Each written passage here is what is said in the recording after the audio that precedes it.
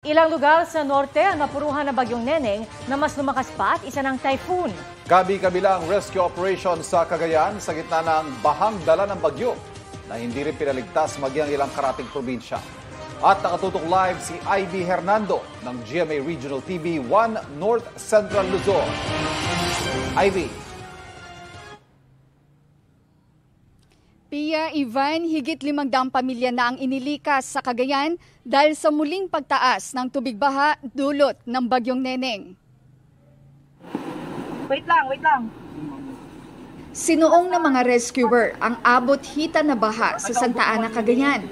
Nasa 171 pamilya o mahigit 400 tao ang inilikas.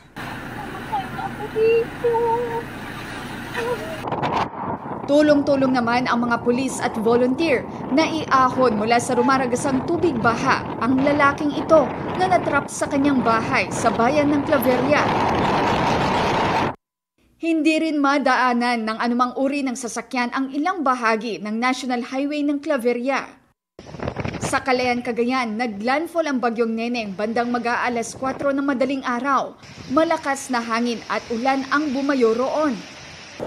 Sa Alakapan na nasa state of calamity na dahil sa bagyong Maymay, baha rin dahil sa tuloy-tuloy na ulan mula pa kagabi. Mismong si Mayor Harry Florida na ang naglibot kanina madaling araw kasama ang MDRRMC.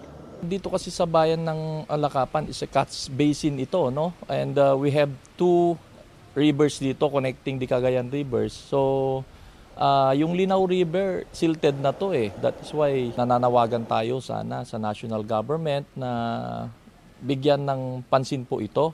Maraming kalsadang mistulang ilog dahil sa baha.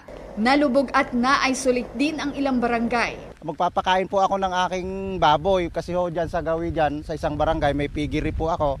Hindi na ho makapasok ang sasakyan, aabutin na ho yung mga makina. Dahil sa dobleng dagok ng magkasunod na bagyo, panawagan ng alkalde. Panawagan natin sa most especially sa national government kay Pangulong Bongbong Marcos na tulungan tayo, no? Ang bayan po natin ay isang agrikulturang bayan.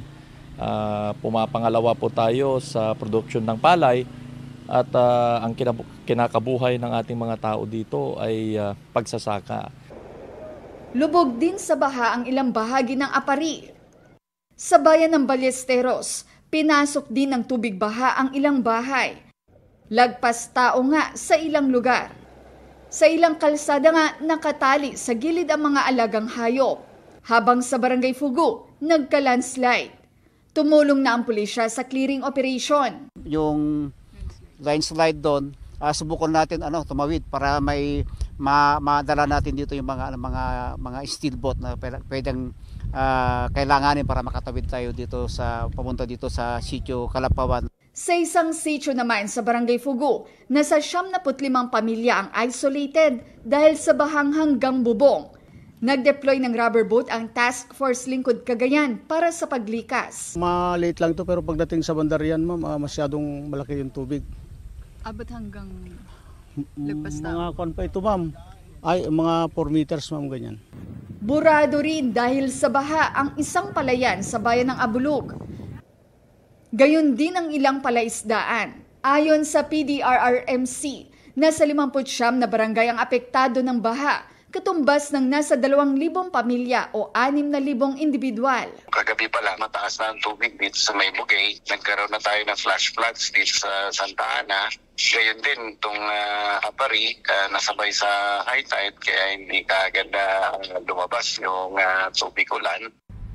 Sa Abra, magdamag din na nakaranas ng ulan. Pinadapa ng bagyo ang ilang pananim. May mga humambalang ding naputol na sanga ng puno sa kalsada sa Pagudpud, Ilocos Norte.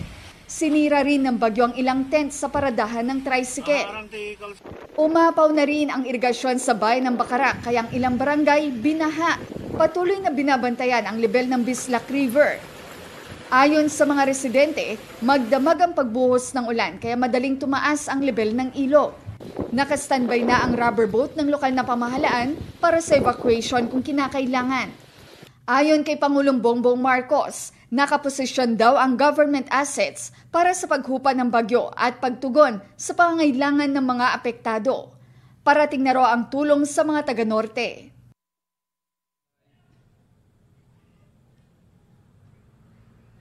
Ivan, tinatayang 500 million pesos na ang pinsala ng magkasunod na bagyo sa infrastruktura ng Cagayan, habang less than 20 million pesos naman ang pinsala sa agrikultura. Iyan ang latest mula rito sa Alakapan, Cagayan. Balik sa inyo, Ivan. Ingat kayo dyan at maraming salamat, Ivy Hernando ng GMA Regional TV 1 North Central Luzon.